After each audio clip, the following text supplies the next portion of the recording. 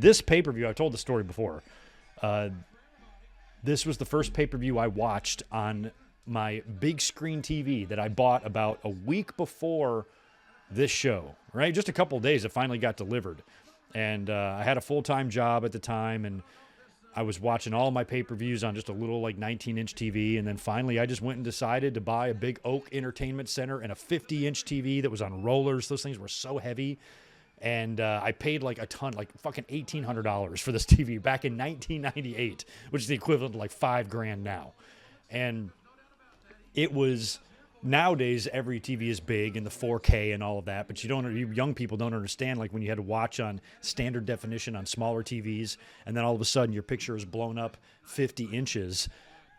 I couldn't even believe what I was watching. Now I have 1, 2, 3, 4. We have 5 50-inch TVs in this house right now. But back then, 4, I'm sorry. But back then, we had, just regular tube TVs. So I went and splurged and bought this monster. And if you want to see the dorkiest pro wrestling apartment in history, I'm about to show that to you right here. This was my living room in 1998. So that's the TV and the entertainment center that I bought with it. There's even wrestling playing on it. And I had that big Austin fucking thing. I had so much wrestling shit scattered around the apartment. But to watch pay-per-views on that was pretty awesome. Here's another view of my apartment.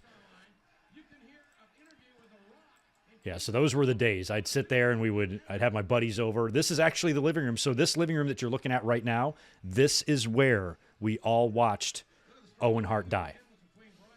This is where it all happened. So I was sitting on the left side of the couch, I believe, when that was going down. So, yeah, that's where I was sitting. That's the very room I was sitting in when Owen passed away.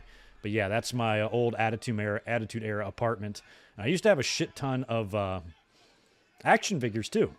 I had all of these, 1998 action figures. I started collecting them for a short time, but then I got out of doing it because it just wasn't really worth it to do it anymore, and I ended up selling all of them on eBay.